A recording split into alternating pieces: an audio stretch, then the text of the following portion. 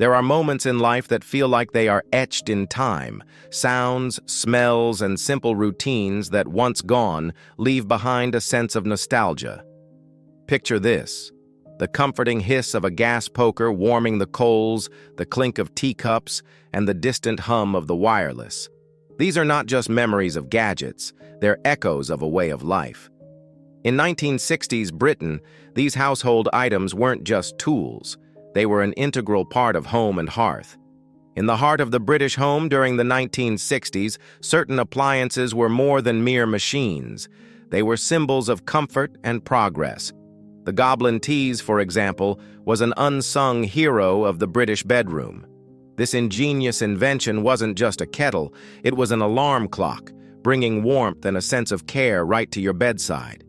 Before you even stirred, the tease would begin brewing tea, filling the room with its warm scent. It wasn't just convenience, it was a ritual, a loving gesture that said, "I thought of you even before I woke up." As you reached over, half awake, to turn off the alarm, the first sip of tea would be like a gentle nudge into the morning. For children, it was nothing short of magical. Tea in bed, a simple pleasure that made the day feel special.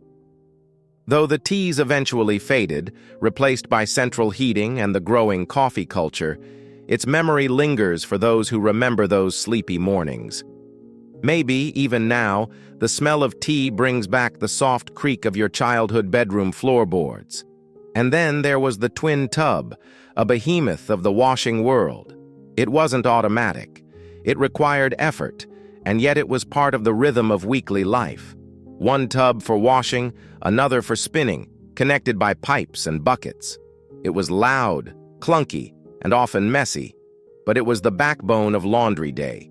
The sound of the twin tub, its rhythmic chug, was as familiar as the clinking of teacups. It was an event. Washing day meant a marathon, one that Mom often took on herself, turning the laundry room into her domain. Getting the school shirts spotless and the towels perfectly wrung out was a task she did with pride. The twin tub wasn't just a tool, it represented a break from the old ways of doing laundry, an early taste of modern convenience. But perhaps the most iconic of these household gadgets was the radiogram. The centerpiece of the living room, the radiogram wasn't just a piece of furniture. It was a window to the world. Made of polished wood, it combined a radio and record player into one luxurious cabinet. It was more than just a machine. It was a symbol of status and style. Sundays were often marked by the soft hum of the radiogram playing the light program, while Friday nights could see it spinning the latest Beatles single. The sound wasn't crystal clear, but it was warm and inviting, filling the room like a familiar embrace. For many families, the radiogram was a focal point, drawing everyone together. Dads would carefully lower the needle, kids would dance around the room, and Mom might hum along as she dusted. The radiogram was a ritual, a companion to both quiet evenings and lively parties. Over time, it was replaced by smaller, more compact audio systems, but the radiogram will always be remembered as the heart of the home, a reminder of a time when music filled the air with its own sense of ceremony. In the kitchen, the Kenwood Chef ruled the countertop. With its gleaming chrome arms and interchangeable attachments, it wasn't just a machine. It was an aspirational object, a sign that the family had made it. It offered the promise of homemade meals without the hard work. The hum of the Kenwood Chef mixing batter or kneading dough became a familiar sound in many kitchens.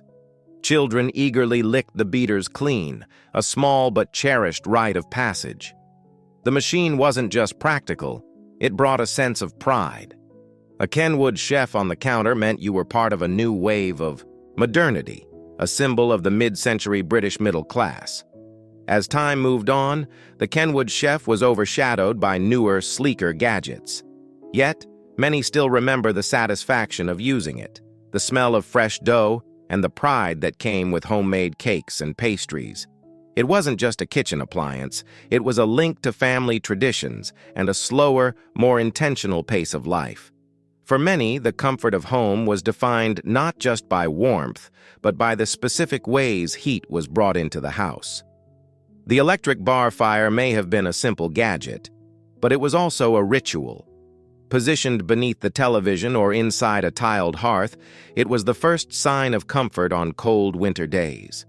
The distinct smell of burnt dust, the warmth that spread slowly through the room, and the soft pop of expanding metal made it a staple in British homes. Kids would gather around, feeling the sting of too close warmth, while the dog would stretch out in front of the fire, content in its glow. The electric bar fire wasn't just about heat. It was about huddling together as a family, a shared experience that brought a sense of safety and togetherness. But not all gadgets were quiet, comforting fixtures. The spin dryer was a small, loud machine that revolutionized laundry day. Sitting in the corner of countless 60s kitchens, the spin dryer had a simple, albeit noisy, job: to take the excess water out of your clothes. With its deafening roar and unbalanced spin, it was an appliance that demanded attention.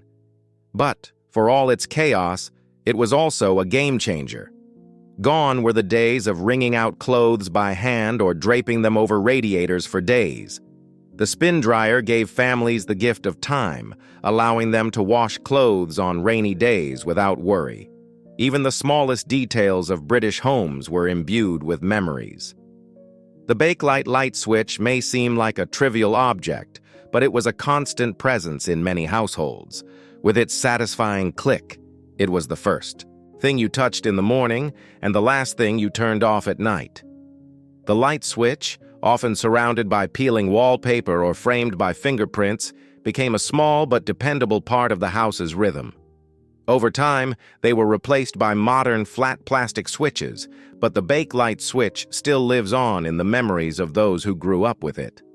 Other household gadgets may have come and gone, but each left its mark. The Realtor tape recorder, for instance, was an essential part of British family life before the days of cassettes and CDs. Large and bulky, it was often Dad's pride and joy. The gentle hum of the tape recorder, coupled with the unique sound of magnetic tape running through metal arms, created a sense of nostalgia.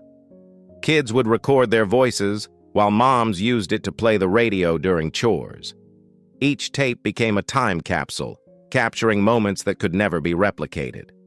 Though the reel-to-reel recorder eventually gave way to more convenient formats, it still holds a special place in the hearts of those who grew up with it.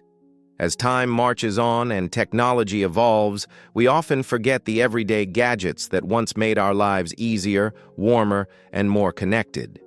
These machines weren't just tools, they were companions in the rhythms of British family life. Whether it was the hum of the Kenwood Chef in the kitchen or the comforting glow of the electric bar fire in the living room, these items represented more than just convenience. They were part of a shared experience that made a house feel like a home. What memories do these nostalgic gadgets bring back for you? Do you still have any of them tucked away in your home? Share your thoughts in the comments and don't forget to like, comment, and subscribe for more nostalgic content. Let's keep these memories alive together.